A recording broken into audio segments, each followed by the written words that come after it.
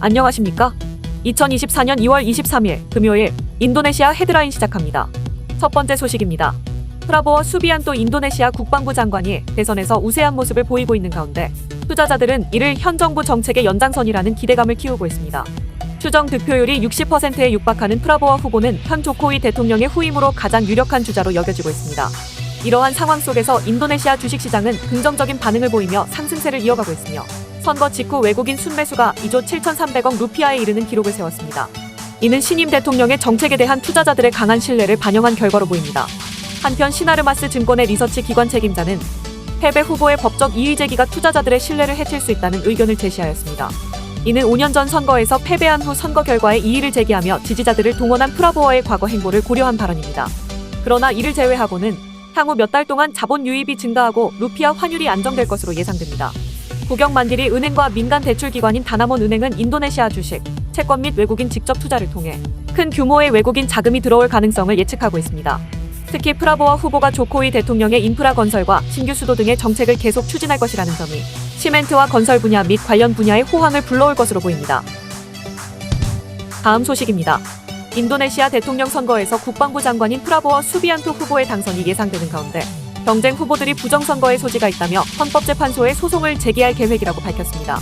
아니스 바스웨단 후보 측의 법무 담당자는 부정선거 의혹에 대한 제보를 취합 중이며 일부 사례를 선거감독국에 신고했다고 전했습니다. 또한 부통령 당선이 유력한 조코위 대통령의 장남인 기브란 나카부민 나카와 관련 헌법재판소 윤리위원회의 판결을 근거로 기브란이 후보 자격을 갖추지 못했다고 주장할 계획입니다. 여당 후보였던 간자르 프라노워 측의 변호사도 선거관리위원회가 당선자를 발표하면 즉시 제소할 계획이라고 밝혔습니다. 이에 대해 프라보워 측은 선거 결과를 바꿀 만한 충분한 부정 증거를 제시하기 어렵다고 주장하였습니다. 전문가들 역시 헌법재판소에서 부정선거를 입증하고 선거 결과를 뒤집는 것은 어렵다는 입장을 밝혔습니다.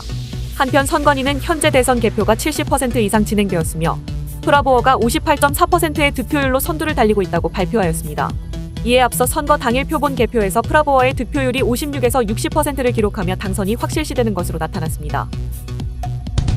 다음 소식입니다.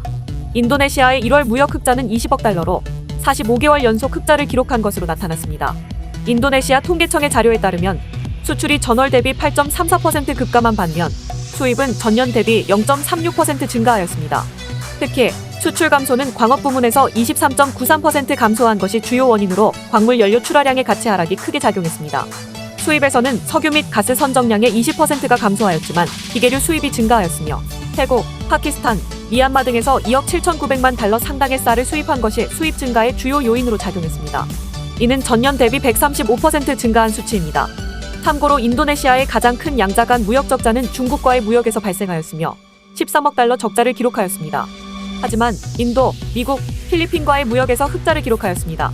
전문가들은 무역 흑자 축소 추세가 계속될 것으로 예상하며 세계 경제의 둔화와 원자재 가격의 하락으로 인해 수출이 약화될 것으로 보고 있습니다. 반면 국내 수요의 증가로 인해 수입은 계속해서 증가할 것으로 예상됩니다. 다음 소식입니다. KB손해보험은 지난 16일 자카르타 남부의 시나르자 하야가시 학교에서 안전모 전달식을 개최하였습니다. 이번 행사는 이륜차 이용률이 높은 인도네시아에서 이륜차 사망사고를 감소시키고 안전한 교통문화를 정착시키기 위한 목적으로 진행되었습니다. 이날 학생 240명을 포함한 인도네시아 취약계층 아동과 청소년 1000명에게 이륜차 안전모를 전달하였습니다. 이는 안전모 미착용이 이륜차 사망사고의 주요 원인인 점을 고려한 KB손해보험의 사회공헌 활동의 일환으로 가정 형편 등으로 안전모를 구입하기 어려운 취약계층 아동 청소년을 대상으로 하였습니다.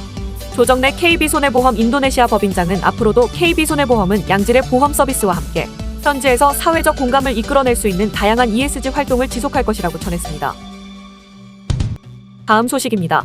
세계 최대 규모의 1일 선거로 알려진 인도네시아 총선에서 선거관리원 71명이 과로로 인해 사망한 사실이 확인되었습니다. 인도네시아 선거관리위원회에 따르면 약 4,000명의 선거관리원이 병을 얻었으며 그중 71명이 숨졌습니다. 참고로 지난 총선에서는 2억 명 이상의 유권자가 전국 80만 개의 투표소에서 투표에 참여하였습니다. 이를 위해 약 500만 명의 선거관리원이 동원되었으며 수천 개의 섬으로 투표용지를 나르고 투표소를 운영하며 투표 종료 후 투표용지를 수동으로 개표하는 업무를 수행하였습니다.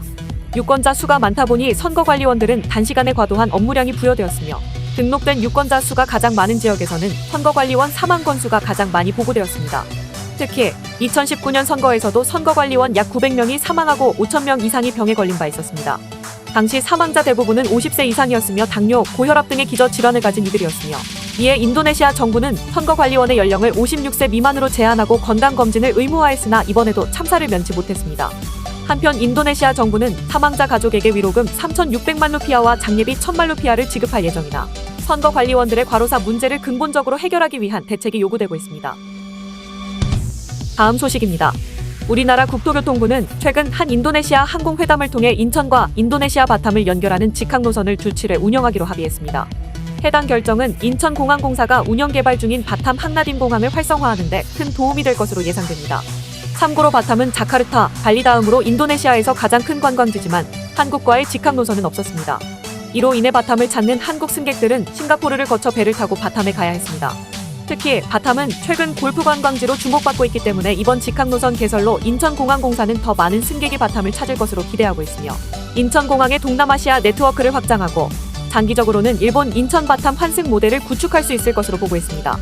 인천공항공사 관계자는 우리나라와 인도네시아 정부 모두 저비용 항공사를 중심으로 취항을 유도할 계획을 세우고 있으며 인천 바탐 직항 노선 개설은 항공운송 연계 부가가치 창출에도 큰 도움이 될 것이라고 전했습니다. 다음 소식입니다. 파푸아뉴기니의 산악지역에서 발생한 부족 간 충돌로 60여 명이 사망한 사실이 확인되었습니다. 해당 사건은 최근 몇 년 동안 파푸아뉴기니 산악지역에서 발생한 가장 큰 규모의 인명피해 사건입니다. 파푸아뉴기니 경찰은 시킨 부족과 카이킨 부족, 안불린 부족 간의 갈등이 총격전으로 번지면서 발생한 사건으로 보고 있습니다. 또한 총상을 입고 숲으로 도망간 사람들이 있어 사망자 수는 더욱 늘어날 것으로 추정됩니다. 참고로 파푸아뉴기니는 뉴기니 섬의 동쪽 지역에 위치한 독립국가로서 서쪽은 인도네시아령 파푸아 지역입니다. 파푸아뉴기니는 풍부한 자연환경과 다양한 부족이 존재하지만 중앙정부의 영향력이 거의 미치지 않는 지역들이 있습니다. 이는 인도네시아의 파푸아 지역과 유사한 점을 보이며 두 지역 모두 중앙정부의 통제가 미치지 못하는 곳에 위치하고 있습니다. 특히 파푸아뉴기니에서는 부족 간의 갈등이 심화되면서 최근에는 총포류 등 현대 무기가 대거 유입되어 충돌 시 인명피해가 증가하고 있습니다.